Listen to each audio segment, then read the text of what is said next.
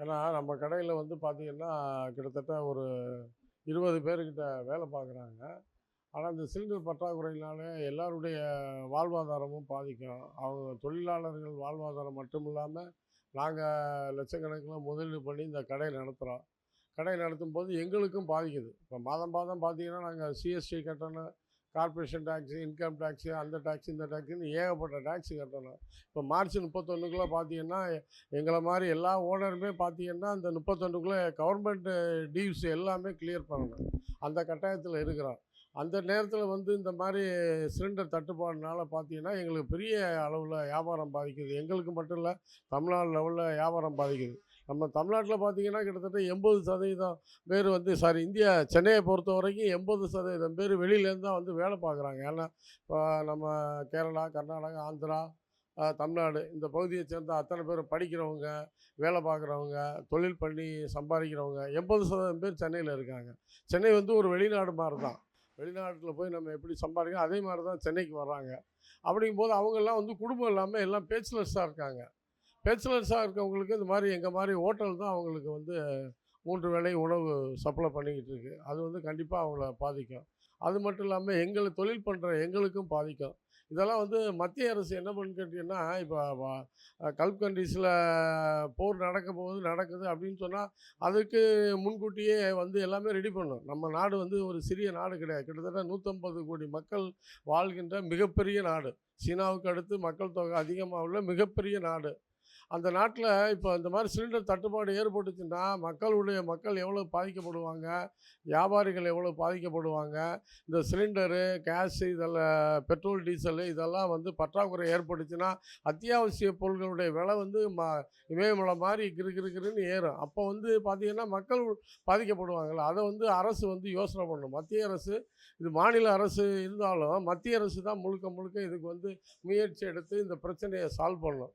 மாண்புமிகு பாரத பிரதமர் மோடி அவர்கள் வந்து இதுக்கு ஒரு தீவிரமான முயற்சி எடுத்து இந்த பிரச்சனையை சால்வ் பண்ணி மக்களுக்கும் இந்த மாதிரி எங்கள் மாதிரி ஹோட்டல் உரிமையாளர்களுக்கும் எந்த பிரச்சனையும் இல்லாமல் சுமூகமாக வந்து தொழில் பண்ணுவதற்கும் வாழ்க்கை நடத்துவதற்கும் அவர் வழிவகை பண்ணணும். ரெண்டாவது பார்த்தீங்கன்னா, முக்கியமாக பார்த்தீங்கன்னா, இப்போ எலெக்ஷன் வேறு வருது. எலெக்ஷனில் இந்த மாதிரிலாம் தட்டுப்பாடு இருந்தால் மக்கள் ரொம்ப அதிருப்தி அடைவாங்க. என்னடா இந்த மாதிரி இருக்கே அப்படின்னு சொல்லி எல்லாருக்கும் அது இயற்கை தான் அது. இந்த மாதிரி எலெக்ஷன் டயத்தில் இந்த மாதிரி ஒரு சிலிண்டர் தட்டுப்பாடு, பெட்ரோல், டீசல் தட்டுப்பாடு ஏற்பட்டுச்சுன்னா, அது மக்களை பெரிய அளவில் பாதிச்சிச்சுன்னா, அதை வந்து எலெக்ஷனில் வந்து அந்த கோவத்தை காமிப்பாங்க. அதனால் வந்து மத்திய, மாநில அரசு 2மே பார்த்தீங்கன்னா, அது ஒரு தீவிர முயற்சி எடுத்து, இதை அப்படியே வந்து இழுத்துக்கிட்டே ரப்பர் மாதிரி இழுத்துக்கிட்டே போகாமல், உடனடி எமர்ஜென்சி போர்க்கால அடிப்படையில் மாண்புமிகு பாரத பிரதமர் அவர்கள் போர்க்கால அடிப்படையில் இதை உடனே ஒரு நடவடிக்கை எடுத்து சரி பண்ணணும் அப்படிங்கிறது தான் என்னுடைய விருப்பம். ஏன்னா சிலிண்டர்லாம் ரொம்ப போராட்டமாக இருக்குங்க. பணம் காசு கூட சம்பாரிச்சிடலாம், பணம் காசு இல்லாட்டினா கூட கடனை வாங்கிக்கலாம், ஏதோ ஒன்று பண்ணிடலாம். இந்த சிலிண்டருக்கு பார்த்தீங்கன்னா, நம்ம தகுதியை விட்டு ஒவ்வொருத்தன்டையும் போய் கெஞ்ச வேண்டியதாக இருக்குது. ஒவ்வொருத்தன்டையும் போய் அப்பா எனக்கு சிலிண்டர் 1 கொடு, 2 கொடுன்னு சொல்லி பிச்சை எடுக்கிற மாதிரி ஒவ்வொருத்தட்டையும் கேஷ் டெலிவரி மேன்லேருந்து, கேஷ் டிஸ்ட்ரிபியூட்டர்லேருந்து, ஏஜென்ட்டுக்கிட்டேருந்து எல்லாருக்கிட்டையுமே போய் நம்ம கெஞ்ச வேண்டியதாக இருக்குது. கெஞ்சினாலும் பிச்சை எடுக்கிற மாதிரி, ஐயா 1 சிலிண்டர் கொடு, 2 சிலிண்டர் கொடு, நான் கடை நடத்துகிறேன் அப்படின்னு கெஞ்ச வேண்டியதாக இருக்குது. அந்த நிலைமைக்கு தள்ளப்பட்டிருக்கோம். அப்போ ஏன்னா இந்த மாதிரி நம்ம வந்து தொழில் திடீர்னு பிரேக் ஆனால் எங்களுக்கும் பாதிப்பு, இங்கே வேலை செய்கிற தொழிலாளர்களுக்கும் பாதிப்பு. அதனால் வந்து நாங்கள் வந்து ஒரு நாளைக்கு பார்த்தீங்கன்னா கமர்ஷியல் சிலிண்டர் 6 சிலிண்டர் யூஸ் பண்ணுறோம். இப்போ 6 சிலிண்டரில் பார்த்தீங்கன்னா யூஸ் பண்ண முடியல. இப்போ இந்த கறி அடுப்பு வச்சு இந்த 1, 2 மேக்கப் பண்ணி மெனுவெல்லாம் குறைச்சி அப்படி தான் கடையை இப்போ ரன் பண்ணிக்கிட்டு இருக்கோம். என்னுடைய பேர் சாய் காளியப்பன். Sai Kaliappan, Sri Karpagam Chettinad hotel, Ashok pillar.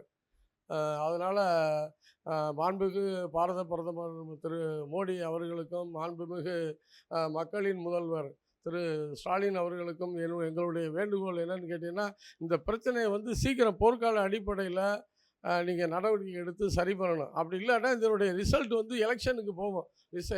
எலெக்ஷனை வந்து கண்டிப்பாக பாதிக்கும்.